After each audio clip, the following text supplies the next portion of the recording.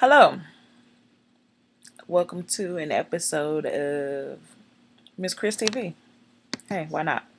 So, I'm on Facebook this morning and I see a post referencing Erica Campbell's I Love God song, right? I know a lot of people don't really care for the song and they have their opinions about this trap gospel music, and I got mine too. And I usually wouldn't do this, but today I kind of felt like it, so I'm going to break down my opinion based on this particular post that I read. The girl says the song is, and I quote, downright condemning. If I was a non believer, I wouldn't want to love him because you're acting like something is wrong with me. End quote. Let me break down how this doesn't make sense. That statement. In order to be a non believer, you'd have to have heard and been taught the word of God and about God in order to not believe, right?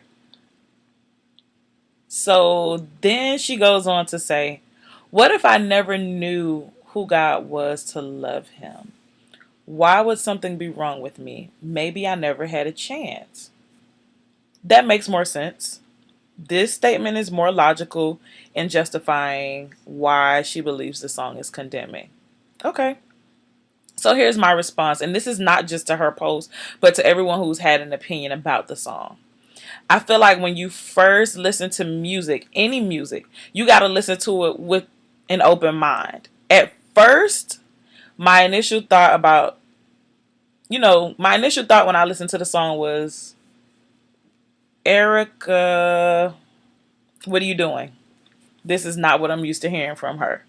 But if you think about it and be realistic, Lil Wayne, Brandy, Rihanna, Janelle Monáe, their music is nothing at all like what it was when they first came on the scene. It has totally changed. So you kind of go with the fact that change, well, you kind of have to accept that change is okay. Music evolves and so do people. That's why they are called artists. So once I stopped jigging to the beat and listened to the lyrics, I realized that it's Erica Campbell's testimony. In her first verse, she says, I don't think that I could live no other way. Truth be told, I'm living how I wanna. Now this ain't no blessing in the modern day. The Lord I serve, he gives them to me every day. Right? So basically she's acknowledging that she is blessed. And it's not because she's a nice person, but because she serves God. Her second verse, she says, you ain't got the money moving by yourself, and you know you did it with a lot of help. She's telling you that you have a reason to be grateful. You're blessed. You're making money and you're making moves. You ain't do that on your own. And if you can't see that, what's wrong with you? Pretty much. So anyway, I don't view this as condemning. Like I don't see that as the song condemning somebody. She's doing what preachers do every Sunday. She's pointing out the things that God has done for us and how he continues to look out for us and have our backs even in the times when we don't deserve it. The difference is she's doing it over a banging beat that makes you want to dance to it. Listen, we say music is universal. It transcends race, nationality, sex, various cultures, and religions. We're going to take it back a little bit. Now, when Satan took worship music and tried to flip it for his good, God was like, nah, bruh, I'm the man. And God gave him the boot.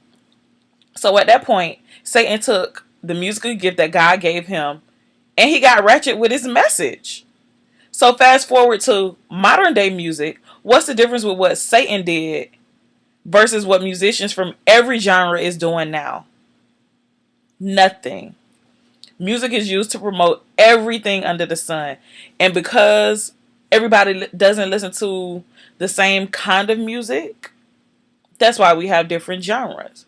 So now, trap gospel is one of those genres. Granted, we hear the word trap and we associate it with the streets because of the 808s and that it's. I mean, it's a hard sound. Most trap music has a hard sound, but who doesn't love 808s?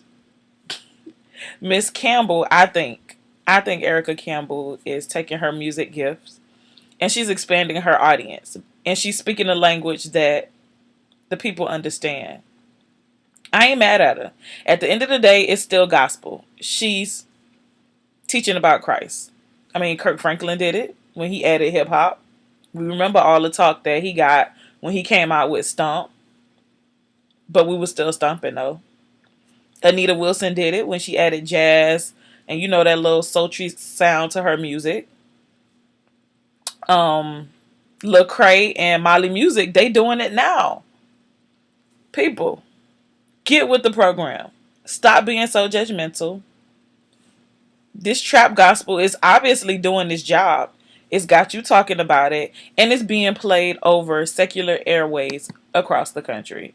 So, Erica Campbell, I love you. I love your artistry. I love the idea. I love what you're doing. It's gospel. I love God. You don't love God. What's wrong with you? Anyway, I'm out. That's my opinion.